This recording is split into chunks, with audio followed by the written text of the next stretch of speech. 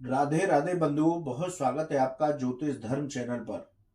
बंधुओं, इस वीडियो में हम बताएंगे कुंभ राशि और लग्न वालों का मार्च का महीना कैसा रहेगा।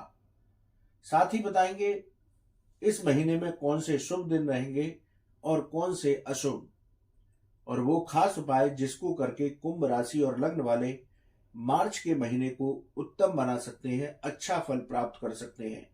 इसलिए आप वीडियो को अंत तक देखें।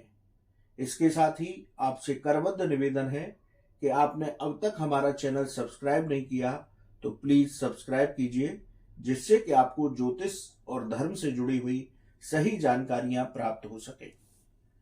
तो बंधुओं, शुरू करते हैं कुंभ राशि और लग्न वालों के मार्च के राशिफल की चर्चा। बंधुओं, यदि कुंभ राशि और लग्न वालों की ग्रहों की स्थिति के बारे में चर्चा की जाए तो आपकी राशि के स्वामी शनि देव पूरे महीने आपके प्रथम भाव में ही विचरण करेंगे। 17 मार्च को ये आपके प्रथम भाव कुंभ राशि में ही उदय होंगे। इस वक्त शनि देव अस्त चल रहे हैं। 15 मार्च को मंगल आपकी राशि में प्रवेश करेंगे। शुक्र 7 मार्च को प्रवेश करेंगे। इसके साथ ही आपके द्वितीय भाव में राहु देवगुरु बृहस्पति की राशि मीन में पूरे महीने संचरण करेंगे। 7 मार्च को यहां पर बुध प्रवेश करेंगे और 14 मार्च को सूर्य प्रवेश करेंगे। राहु और सूर्य मिलकर के ग्रहण योग बनाएंगे। वहीं राहु और बुध का जड़त्व योग बनेगा। सूर्य और बुध का बुधादित्य योग बनेगा। ये बड़ी विचित्र घटना यहां पर आपके साथ घटित होगी। आपके पराक्रम भाव में मंगल देव की राशि यानी कि मेष राशि में, मित्र राशि में देवगुरु बृहस्पति पूरे महीने संचरण करेंगे। केतु आपके अष्टम भाव में कन्या राशि में संचरण करेंगे। तो इस तरह से ग्रहों की स्थिति कुंभ राशि और लग्न वालों की मार्च के महीने में रहेगी।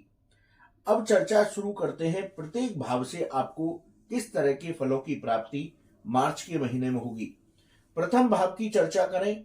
प्रथम भाव आपके आत्मविश्वास, व्यक्तित्व और मान सम्मान का भाव है। आपके आत्मविश्वास में वृद्धि होगी, लेकिन आपको अति आत्मविश्वास से बचकर रहना है, क्योंकि अति आत्मविश्वास, ओवर कॉन्फिडेंस की वजह से व्यक्ति को धोखा मिलता है, व्यक्ति को असफलता भी मिल जाती है। इसलिए आपके आत्मविश्वास में वृद्धि होगी, लेकिन अति आत्मविश्वास से बच करके रहें। दूसरा, पिछले महीने आपकी जो रुकावटें कामों में चली आ रही थी, चाहे वो नौकरी से संबंधित हो या व्यापार से संबंधित, वो रुकावटें आपकी दूर होंगी। नौकरी व्यापार में जल्दबाजी में कोई भी निर्णय लेने से बचें। नौकरी में परिवर्तन करना चाह रहे हैं, व्यापार में कुछ नया करना चाह रहे हैं, तो बहुत सोच समझ करके निर्णय लें। 15 मार्च के बाद, क्योंकि 14 मार्च तक सूर्य यहां पर रहेंगे, 14 मार्च को सूर्य यहां पर प्रवेश करेंगे द्वितीय भाव में। जब सूर्य यहां से गोचर करके चले जाएंगे तो 14 मार्च के बाद आपको सफलताएं प्राप्त होंगी, आपकी आर्थिक स्थिति में सुधार होगा, और यदि आप कोई नौकरी में परिवर्तन करने जा रहे हैं तो वो भी आपके लिए उत्तम होगा। तो ये प्रथम भाव आपको उत्तम फलों को प्रदान करने वाला होगा। द्वितीय भाव की चर्चा करें। द्वितीय भाव आपका धन का भाव है, आपकी वाणी का भाव है और आपके परिवार का भाव है। यदि इस भाव की चर्चा करें तो राहु और सूर्य का ग्रहण योग, राहु और बुध का जड़त्व योग बन रहा है। वाणी पर नियंत्रण रख करके आप इस पूरे महीने को व्यतीत करें, नहीं तो आपके काम बिगड़ जाएंगे। धीरे धीरे आपकी आर्थिक स्थिति में सुधार होगा। रुका हुआ धन प्रयास करने से इस महीने आपको वापस मिल सकता है। यदि परिवार की बात की जाए तो परिवार में इस महीने आपको सामंजस्य बना करके रखना होगा। छोटी छोटी बातों पर विवाद की स्थिति से परिवार में बचने का प्रयास करें। बंधुओं, कुंभ राशि और लग्न वालों की एक विशेष बात और बता देते हैं, क्योंकि उन पर शनि की 7.5 का द्वितीय प्रवास चल रहा है, यानी कि मध्य में 7.5 चल रही है इस वक्त जीवन के। तो थोड़ा सा 7.5 का प्रभाव भी आपके जीवन पर रहेगा, तो थोड़ा सा संभल के रहना है। डरने की आवश्यकता 7.5 से बिल्कुल भी नहीं है, क्योंकि शनि देव की जब ढैया और 7.5 आती है तो शनि देव व्यक्ति को आध्यात्मिक बना करके जाते हैं, भक्त बना करके जाते हैं। तो बंधुओं, बात करते हैं पराक्रम भाव की, तृतीय भाव की। यहाँ देवगुरु बृहस्पति मित्र राशि मंगल देव की राशि मेष में संचरण करेंगे। ये तृतीय भाव पराक्रम, छोटी यात्राओं का, भाई बहन मित्रों का भाव होता है। तो पराक्रम में और पुरुषार्थ में इस महीने आपकी वृद्धि होगी। सकारात्मक ऊर्जा के साथ आप अपने कार्यों में लगे रहें।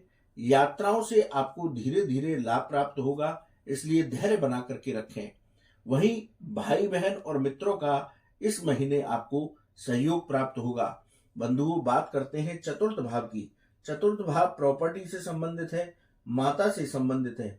चतुर्थ भाव के अधिपति शुक्र आपके प्रथम भाव में गोचर कर रहे हैं, तो भौतिक सुख सुविधाओं पर इस महीने आपका खर्चा बढ़ सकता है, इसलिए अपने खर्चों पर नियंत्रण रख करके चलेंगे तो अच्छा रहेगा। 7 मार्च के बाद आपको प्रॉपर्टी से जुड़े कार्यों में सफलता मिलेगी। आप कोई नया वाहन खरीदने चाहते थे, वो इस महीने आपकी इच्छा पूरी हो सकती है, लेकिन माता के स्वास्थ्य का आपको ध्यान रखना होगा।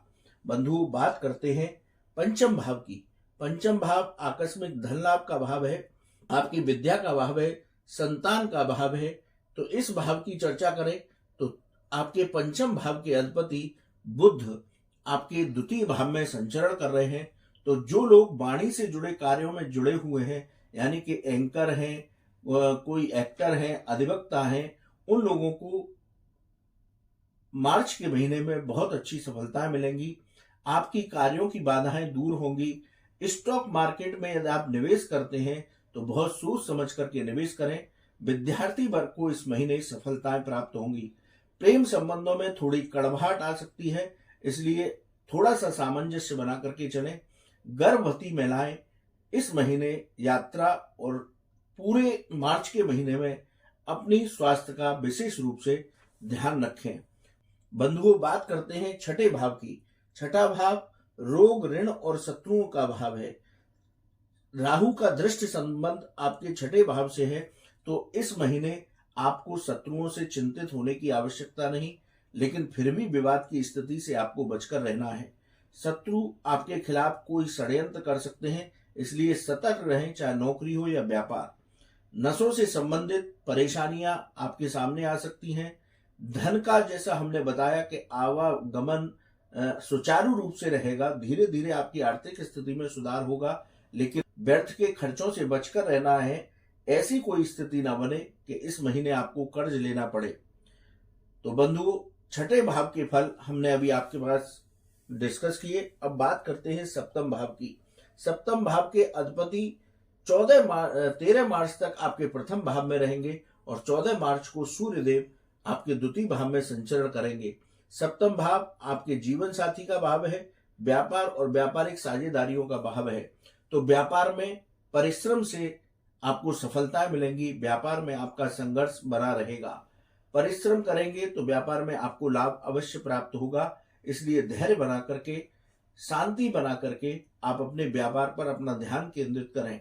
गृहस्थ पक्ष से आप वाद विवाद की स्थिति से बचें। गृहस्थ पक्ष में छोटी छोटी बातों को लेकर विवाद की स्थिति पैदा ना करें। व्यापार में नई साझेदारी इस महीने करने से बचेंगे तो आपको लाभ होगा। बंधुओं, बात करते हैं अष्टम भाव की। अष्टम भाव में केतु विराजमान है। अष्टम भाव आकस्मिक घटनाओं का, रिसर्च से संबंध और विदेश संबंधी मामलों का भाव है। तो यहाँ पर आकस्मिक रुकावटें आपके कार्यों में आ सकती हैं। विदेश संबंधी मामलों में धीरे धीरे सुधार होगा। रिसर्च से जो लोग जुड़े हुए हैं उनको इस महीने सफलताएं प्राप्त होंगी। बंधुओं, बात करते हैं नवम भाव की। नवम भाव भाग्य का, धार्मिक कार्यों का और उच्च शिक्षा का भाव है।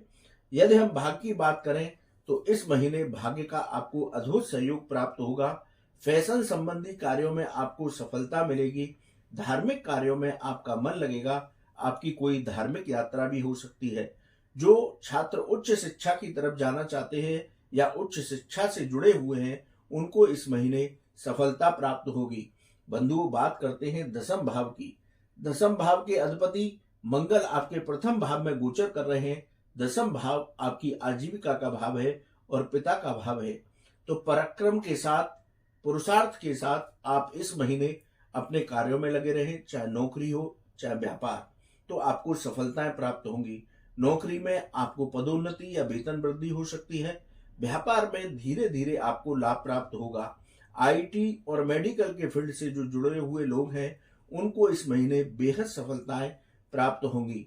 बंधुओं, बात करते हैं एकादश भाव की, यानी कि लाभ भाव की। लाभ भाव के अधिपति देवगुरु बृहस्पति आपके पराक्रम भाव में संचरण कर रहे हैं, तो इस महीने कुंभ राशि और लग्न वालों को धीरे धीरे उनकी आर्थिक स्थिति में सुधार होगा। थोड़ा सा कार्यों में विलंब हो सकता है, जैसे नौकरी में आपकी वेतन वृद्धि, प्रमोशन रुका हुआ है, उसमें देरी तो हो सकती है, मिलेगा अवश्य। इसलिए अपने धैर्य को बना करके इस महीने चले तो आपकी आर्थिक स्थिति में इस महीने सुधार होगा। बंधुओं, बात करते हैं द्वादश भाव की। द्वादश के अधिपति शनिदेव प्रथम भाव में गोचर कर रहे हैं। द्वादश भाव खर्चों का भाव है, विदेश और कोर्ट कचहरी के मामलों का भाव है। तो इस महीने कुंभ राशि और लग्न वाले, क्योंकि शनि की 7.5 भी चल रही है, व्यर्थ के खर्चों से आपको बचकर रहना होगा। विदेश संबंधी मामलों की बात की जाए तो धीरे धीरे विदेश संबंधी मामलों में सुधार होगा। जिस तरह से पूरी तरह रुकावटें आ गई थी, अब वो रुकावटें धीरे धीरे दूर होंगी। लेकिन यदि आपका कोई कोर्ट कचहरी में विवाद चल रहा है तो वहां आप सावधानी पूर्वक आगे बढ़ें, वरना आपको परेशानी का सामना करना पड़ सकता है। तो बंधुओं, हमने कुंभ राशि और लग्न वालों का प्रत्येक भाव के अनुसार मार्च का राशिफल बताया। यदि शुभ दिनों की चर्चा की जाए तो इस महीने की 3, 4, 6, 10, 12, 13, 19, 21, 29 और 31 तारीख शुभ रहेंगी, जिनमें आप अपने कोई विशेष कार्य कर सकते हैं। वहीं अशुभ दिनों की चर्चा की जाए तो 7, 8, 15, 16, 24, 25, 26 ये अशुभ तारीखें रहेंगी।